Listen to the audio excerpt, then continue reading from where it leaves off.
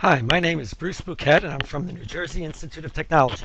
Welcome to Numerical Methods, how to use computers to solve difficult math problems. In this podcast, we'll discuss Runge Kutta methods for solving ordinary differential equations. Recall our differential equation is of the form dy dx, or y prime is f of xy. So we have the slope field at any given point xy. Small y will be our approximation. Capital Y is the exact solution. So small y, the approximate solution, will be a good approximation of the solution if we can get a good approximation of the average slope of big Y on the interval, right? If we have the average slope on the interval, then we could just connect from the left end to the right end of the interval with that slope. So the issue is, can we get the higher order approximation of a Taylor series method without the messiness of having to find derivatives of f? In the Taylor series method, we would take y prime, we know, but we would need y double prime and y triple prime, as many terms as we want, but those terms get messier and messier, involving partial derivatives of f and multiple partial derivatives of f. Can we avoid that and make our method easy to use and much easier to code and do just as well somehow as the Taylor series method? And we'll find out that we really can do that. So what are the key ideas that are going to allow us to do that? Well, the first idea is that we're going to use slope not only at the left end of the interval, but also somewhere else on the interval, at least one other place on the interval.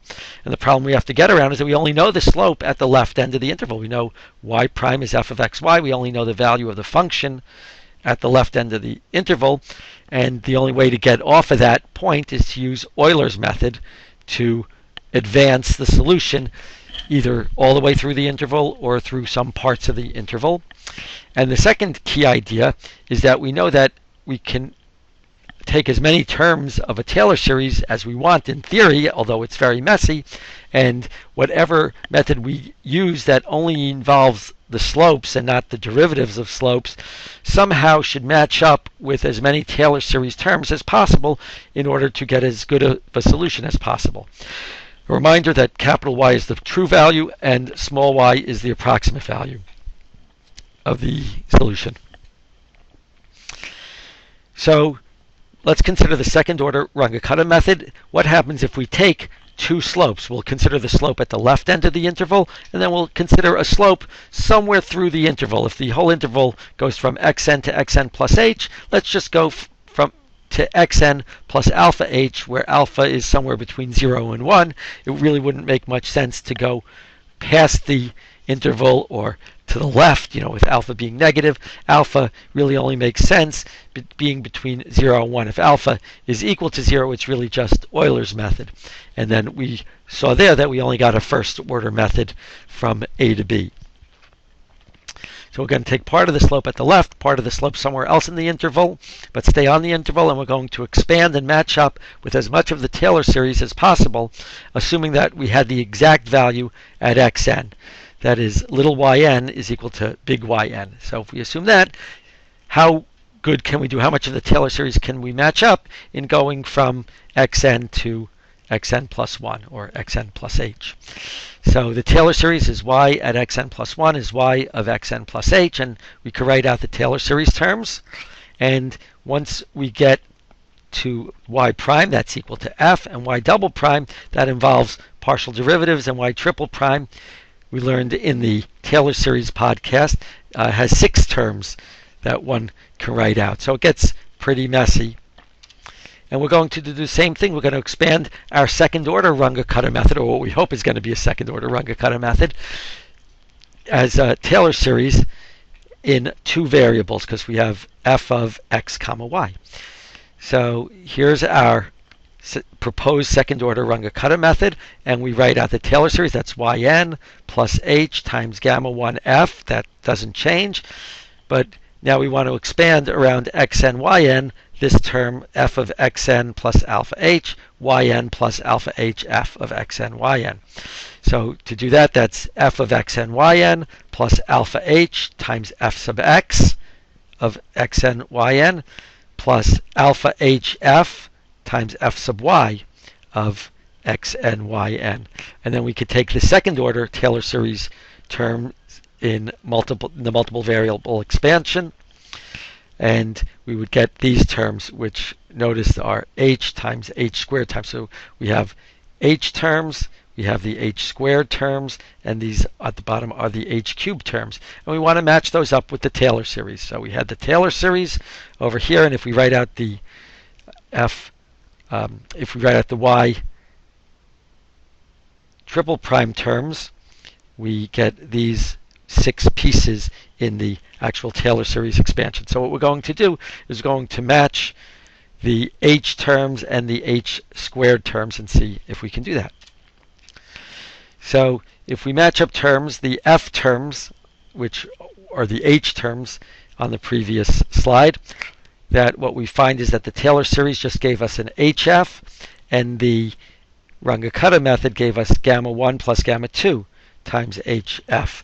And so putting that together, we have gamma 1 plus gamma 2 is equal to 1, which makes sense because that's the fraction of slope. So what we want to do is if we take a part of a slope somewhere, let's say we take a quarter of a slope at one point, we'll want 3/4 of a slope at the other point in order to get one full slope in some sense. If we match up the h squared terms, we have h squared f sub x, and in the Runge Kutta method, we have alpha gamma 2 h squared. In the Taylor series method, we had h squared over 2. Canceling out the h squareds, we get alpha gamma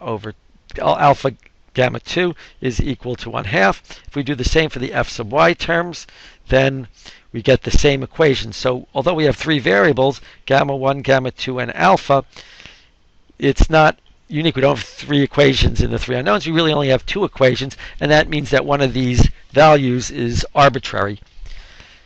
Well, we cannot match up all the h cubed terms, so we're not going to bother with that because there's only one spare variable, and there are 3 f values, f sub xx, f sub yy, f sub xy, and the terms are even more complicated, so we're not going to go there. So we're just going to match up through the h squared terms. Then the truncation error is order h cubed because that's the first part of the Taylor series that we're not matching, and therefore the overall error, we lose a power, so the overall error from x equal a to x equal b will be order h squared.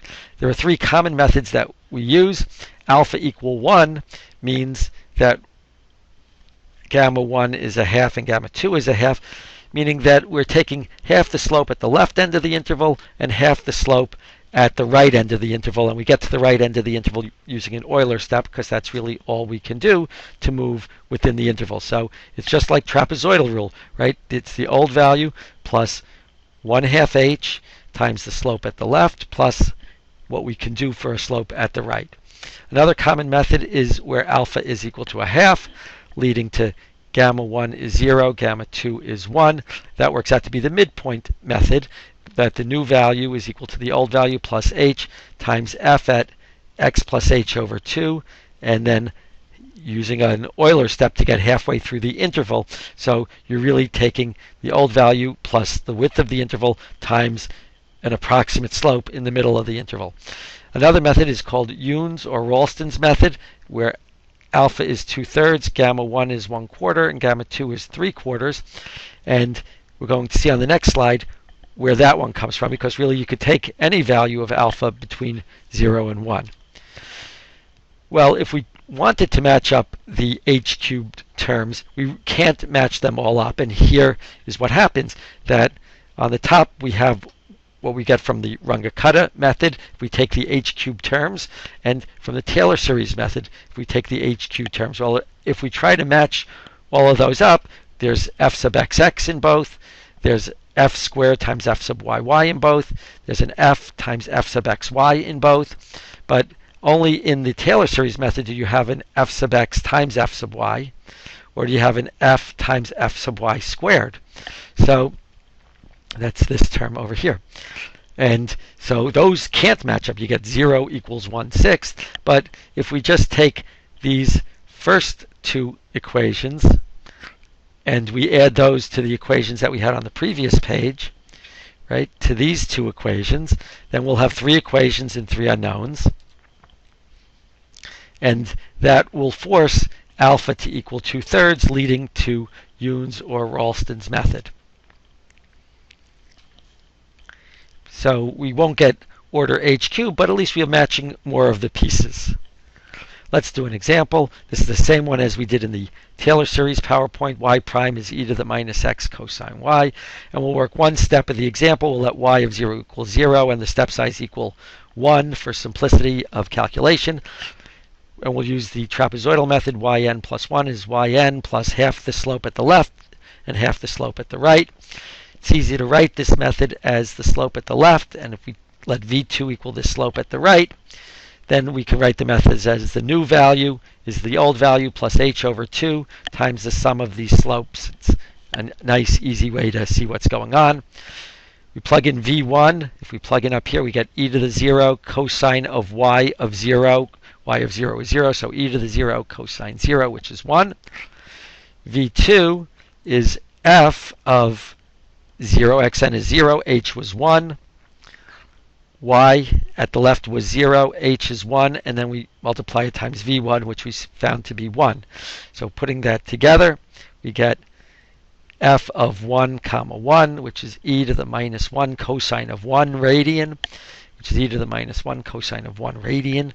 And we plug that in. Y of 1 is y of 0 plus 1 half, right, h over 2, times v1, which is 1, plus v2 is e to the minus 1 cosine 1, and we get an answer of about 0.6.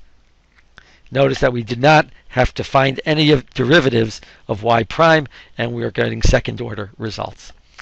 Well, one can take more slopes, and if you do so, you can find a third order or fourth order or higher order Runge Kutta method. And the fourth order Runge Kutta method is the one that is used very, very often, because being order h to the fourth, if you have the step size, you get only 1/16 of the error, so the error gets small very quickly, and you're not taking terribly many slopes. It's easy to program as well. It's high order. No derivatives of f are needed. How do we do that? Well, we take the slope at the left. That's always pretty much where we start. Then we go halfway through the interval. So we get a slope halfway through the interval using an Euler series piece. And actually, v2 is f of xn plus h over 2, comma yn plus h over 2 v1. We could write this piece as v1. Then our third slope is getting an updated slope at the middle. Again, f at the midpoint in x, but now we take yn plus h over 2 times the slope that we found at our pretend middle, at the halfway through the interval, at our first approximation for halfway through the interval. So it's an updated slope in the middle of the interval.